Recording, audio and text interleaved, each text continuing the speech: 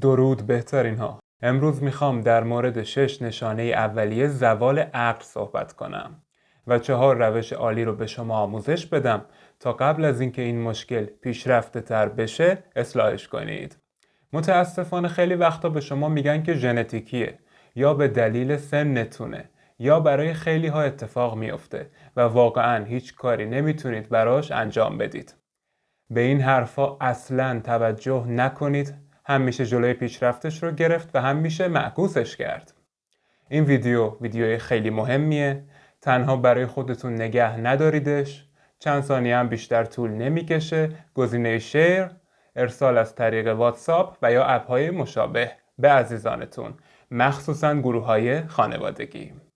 اگر عضو کانال دکتر شوبر نیستید سابسکرایب کنید، زنگوله کنارش رو هم روی اول قرار بدید تا ویدیو بذارم بهتون خبر بده. اگر میخواید سابسکرایبتون نپره کامنت انگلیسی بذارید. اگر هم این ویدیو براتون مفید بودش حتما لایکش کنید. راستی بسیار خوشحالم میکنید اگر این ویدیو رو تا آخر نگاه کنید. قبل از اینکه برم سراغ علائم و نشانه های اولیه زوال عقل، میخوام شما رو از یکی از رایج‌ترین اشتباهات در برخورد با فردی که از نظر شما ممکنه زوال عقل داشته باشه آگاه کنم. بدترین و عجولانه ترین کاری که میتونید انجام بدید اینه که برای شریک زندگی خودتون یا برای اعضای خانوادتون و یا دوستانتون نسخه بپیچید. یعنی چی؟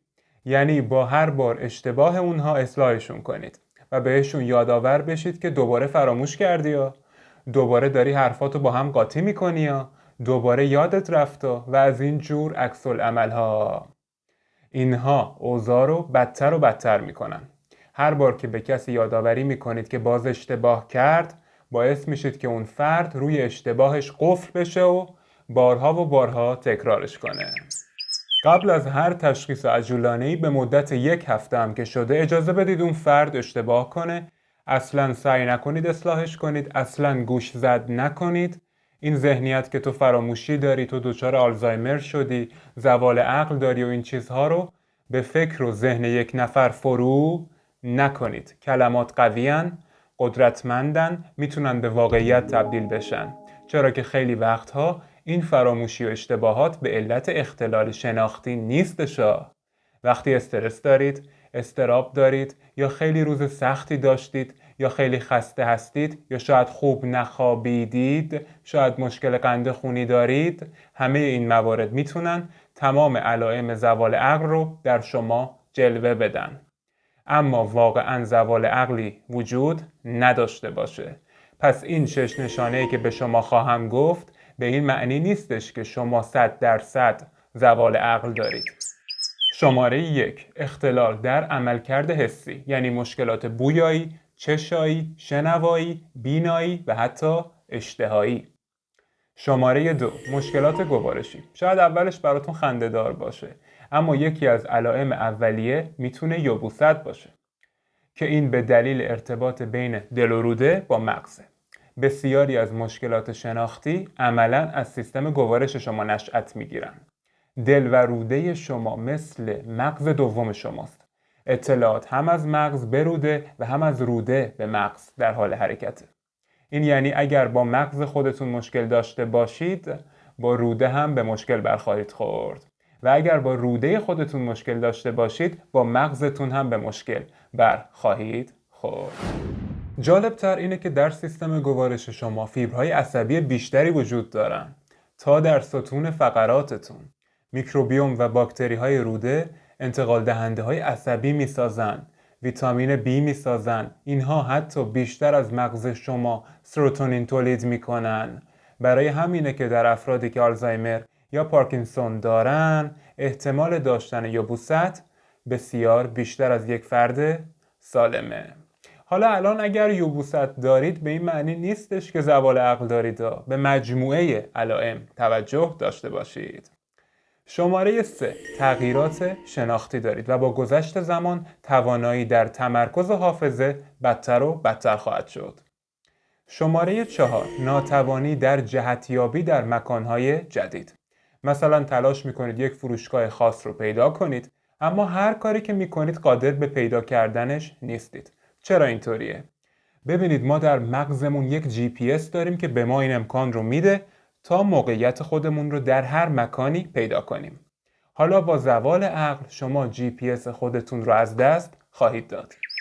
شماره 5. مشکل در سازماندهی و برنامه‌ریزی کارهای روزانه. شماره 6. اختلالات زبانی و گفتاری. مثلا برای پیدا کردن کلمات مناسب و بیان اونها همش باید به ذهنتون فشار بیارید. یا زمانی که خیلی از گفته هاتون رو دوباره تکرار میکنید. یا زمانی که دارید کاملا قابل فهم صحبت میکنید اما چیزی که میگید منطقی نیست. اینها همه مشکلی از هیپوکامپسه. نشون میده که هیپوکامپس در حال کوچک شدنه. خیلی ها این مشکل رو دارن یا خیلی ها کسانی رو میشناسن که این مشکل رو دارن. پس الان میخوام 4 روش عالی رو به شما آموزش بدم تا قبل از اینکه این مشکل پیشرفته تر بشه اصلاحش کنید. چون که بهترین زمان برای اصلاح همین الانه، همین امروز، قبل از اینکه به یک مشکل بزرگ تبدیل بشه و امکان اینکه معکوسش کنید هم وجود داره. چه چیزی هیپوکامپوس شما رو کوچک میکنه؟ یک علت واقعا شایع کمبود تیامینه. کمبود ویتامین B1. زمانی که الکل می نوشید و یا زمانی که کربوهیدرات زیادی مصرف میکنید خیلی بیشتر و بیشتر به ویتامین B1 نیاز خواهید داشت. بنابراین هرچه قند بیشتری بخورید، کربوهیدرات بیشتری مصرف کنید، بدن شما به B1 بیشتر و بیشتری هم نیاز داره. بنابراین توصیه شماره 1 من مصرف بیشتر ویتامین B1. اصلاً سراغ ویتامین ها و مکمل های مصنوعی نرید. ویتامین های مصنوعی ممکنه در ابتدا کار کنن اما راه حل طولانی مدت خوبی نیستن و بیشتر از اینکه کمک کنن خودشون بعدها مشکلات دیگه رو به وجود میارن. توصیه من مصرف مواد غذایی مغذی و سرشار از ویتامینه که میتونید در این ویدیو پیداشون کنید. در اکثر بیماران مبتلا به آلزایمر و پارکینسون کمبود تنوع در میکروبیوم دیده میشه و اکثر این افراد درگیر التهاب روده هم هستند. پس توصیه شماره 2 من افزایش تنوع میکروبیومه. راه اول مصرف انواع مختلف سبزیجاته. راه دوم روزه متناوب. کمی جلوتر راجع بهش خواهم گفت. تحقیقات نشون دادن که با حذف گلوتن پیشرفت‌های عظیمی در زوال عقل به وجود میاد. این یعنی گلوتن زوال عقل رو بدتر میکنه. پس پیشنهاد من نه تنها حذف گلوتنه بلکه یک سبک غذایی بدون غلات و کم کربوهیدراته. چرا؟ چون کتون‌ها خیلی راحت‌تر از مناطق آسیب دیده مغز عبور میکنن و میتونن مستقیما نورون‌ها رو تغذیه کنن. زمانی که سلول‌های مغزی در هیپوکامپس در حال تخریب هستن ما میایم با کتون‌ها این روند تخریب رو پایان میدیمش و سلول‌های مغزی رو تغذیه میکنیم. چون ظاهراً این سلول‌ها نمیتونن سوخت گلوکوزی دریافت کنن. حالا ما میایم بهشون سوخت کتونی میرسونیم تا دوباره بتونن رشد کنن. بنابراین در هر مرحله ای از زوال عقل که هستید توصیه شماره 3 من روزه متناوب منظمه. این برای شما فواید خیلی زیادی خواهد داشت به 2 دلیل. رژیم غذایی کم کربوهیدرات باعث میشه کتون‌های بسیار بیشتری تولید کنید و بعدی اینه که شعله آتوفاژی روشن میشه. از بین بردن سلول‌ها و پروتئین‌های مرده، ضعیف و قدیمی جایگزینی اینها با سلول‌های جدید و جوان. این یک جورای سیستم بازیافتی بدن ما به حساب میاد. در روزه متناوب مصرف آب مشکلی نداره. گفتم اینم بهتون بگم. توصیه شماره 4 من به شکل یک مجموعه میاد. اسیدهای چرب امگا 3 به ویژه DHA که در ماهی یافت میشه. همچنین شما به ویتامین دی و زینک نیاز دارید. 2 مورد کلیدی ورزش کردن و خواب شماست. یکی برای افزایش اکسیژن دریافتی، اون یکی برای کنترل کورتیزول.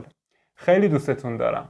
سپاس که ارسال میکنید این ویدیو رو برای عزیزانتون. قبل از اینکه برید اگر میخواید بیشتر در خصوص روزه متناوب بدونید همین الان این ویدیو رو نگاه کنید. اونجا میبینمتون. بهترین ها.